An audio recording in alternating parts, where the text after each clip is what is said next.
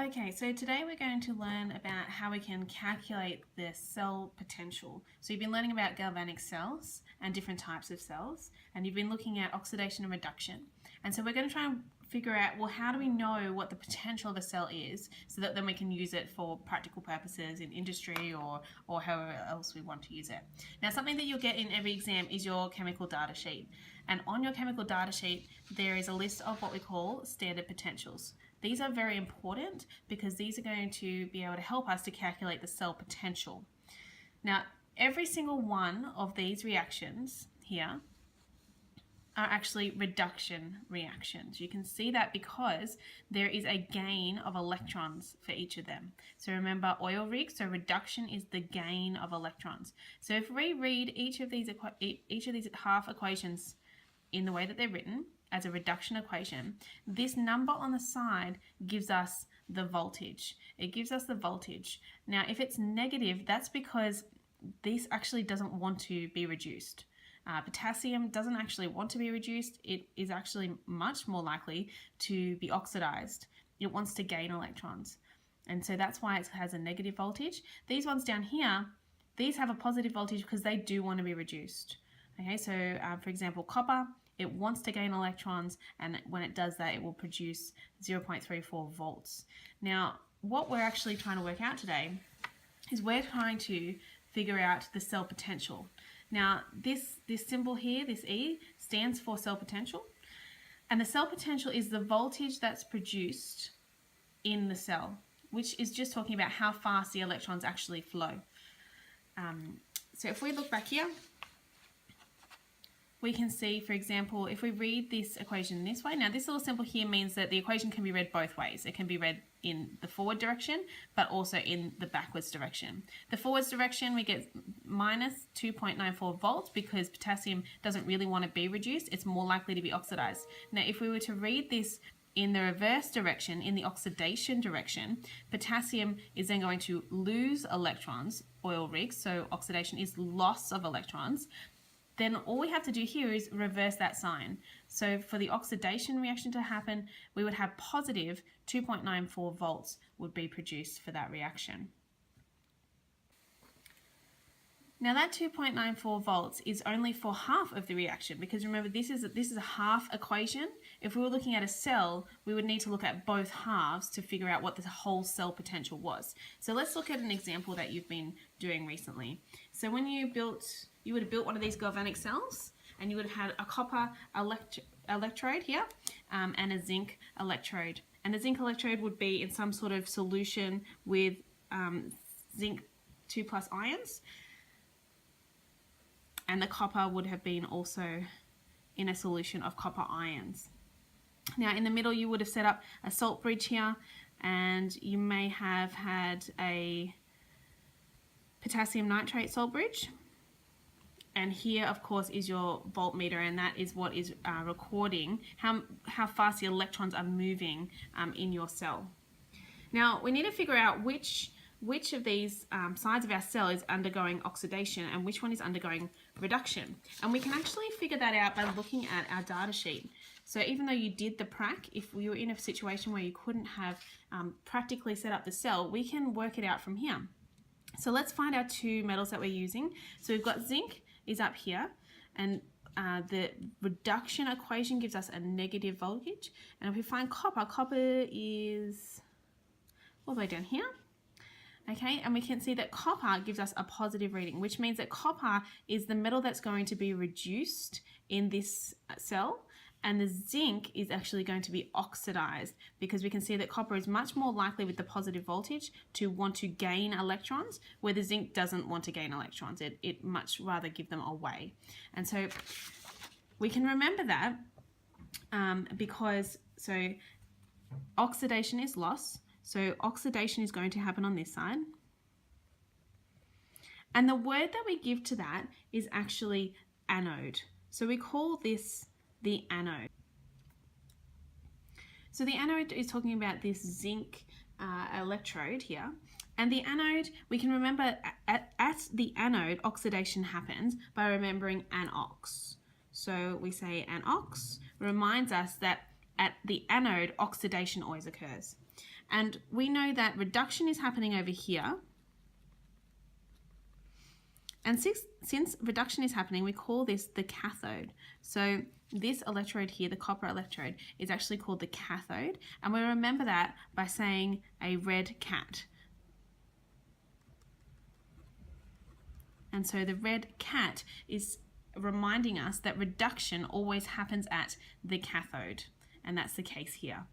And so if we want to write down our two equations,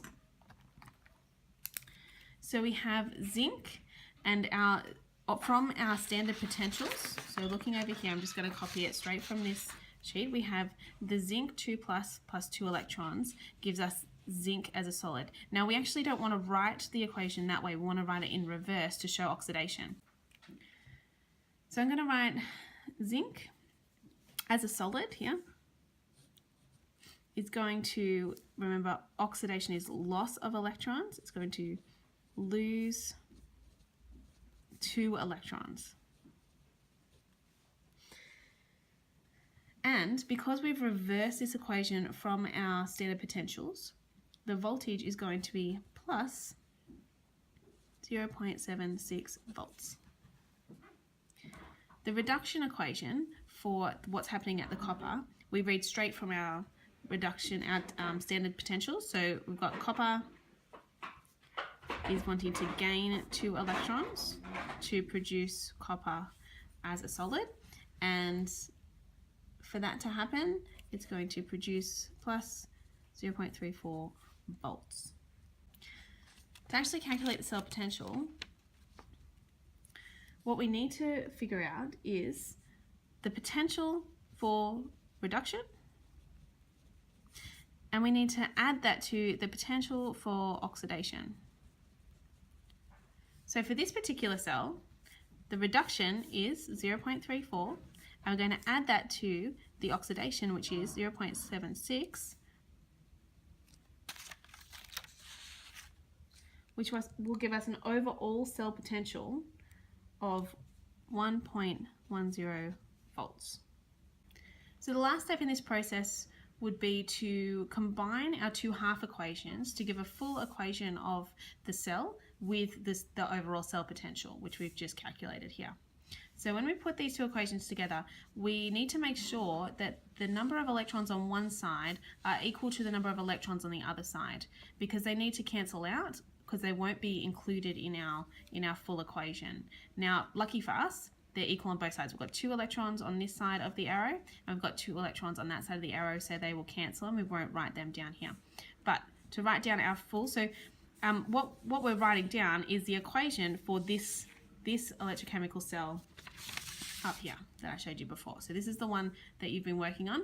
Okay, we need to, so that we can represent that cell like this.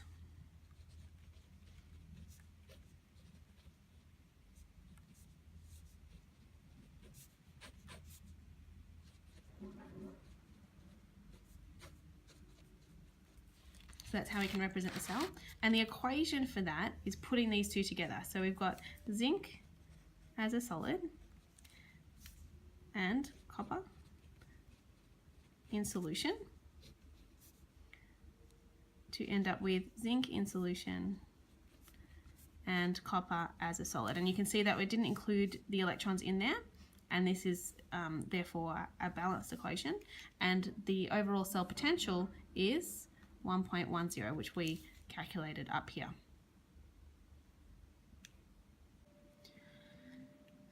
One more thing to add in here is that if the potential is positive, as this one here is, then that is telling us that the reaction is actually going to be a spontaneous reaction. So like in a galvanic cell like this one here, the reaction it happens spontaneously. It doesn't need any outside energy to be introduced to the system. It can work on its own. However, if the overall voltage happened to be negative, so we did all these calculations and we ended up with a negative number here, that would mean that the cell wouldn't happen, or the energy process wouldn't happen naturally. It would need to have some sort of an application of voltage to start that reaction. And an example of that is an electrolytic cell. So I just want to show you an example of when we might end up with a negative result, and so that reaction, there'll be no reaction unless there is some sort of outward external energy being put into the system. So here's an example. So find the cell potential for, here we got silver as a solid into silver ion. Now here, this process here, because we've gone from silver as a solid into Ag+, this is oxidation because it's lost an electron to make it Ag+. So the oxidation of silver and the reduction of copper. Here are your equations straight from the standard potentials on your chemical data sheet, and we need to reverse the silver one here because remember the silver one here, that's the one that's actually being oxidized because it's lost an electron. And so if I rewrite that one, we're going to have silver as a solid, and it's going to go that way, and an electron, and that means we reverse that sign as well. So 0.8 volts would be the potential of that cell. So we don't need this one right now. And so we're going to use these two equations here to calculate the overall cell potential. So remember, our potential, or our overall cell potential, is the potential of reduction and the potential of oxidation.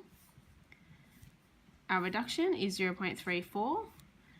And we're going to add that to the negative 0.8 volts that we got for the oxidation of silver.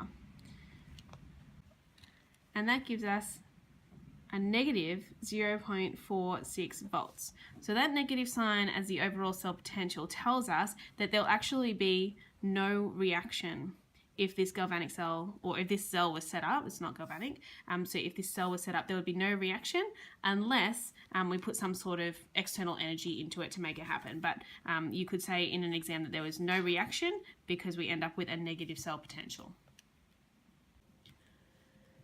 All right, I'd like to show you one more example. So I want us to do one together, which is calculate the cell potential for silver and magnesium. So if we had a cell set up with two half equations, or two half cells, so one silver, one magnesium, what would the potential of that cell be? And so again, we need to come back to our standard potentials, and we're looking at silver and magnesium. So magnesium is up here, okay, and we find silver, which is all the way down here. You can't even see that. Okay, all the way down here. So this immediately tells us that silver, it has a positive voltage here, so that's the one that's going to be reduced, and the magnesium is going to undergo oxidation, and that's the one all the way up here with a negative voltage. So when we write the magnesium half equation, we're going to reverse it, and we're going to write magnesium, arrow, and then to the magnesium 2+ ions and 2 electrons, and that means we're going to reverse this sign here, so it's going to be positive 2.36 volts. So I'm just going to write that down here for us to start. So we have magnesium undergoing oxidation. Oxidation is the loss of electrons. And silver is undergoing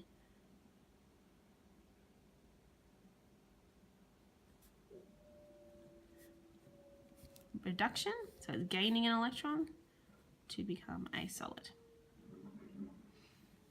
This one here, we reverse the sign, so it's going to be positive 2.36 volts, and this one straight from the standard potentials as 0.80 volts. So to work out the potential, we have the potential of the reduction and the potential of the oxidation, which is 0.80 plus 2.36 volts, which is 3.16 volts. Now the reason I wanted to show you this one is because if you were then asked to write the full equation for this cell, you can see here that now the electrons are actually not the same. And so what we need to do is we need to balance those. So we need to times this whole equation by 2 to make sure that the number of electrons are equal on both sides. So 2 here and 2 and 2. Now we can put them together.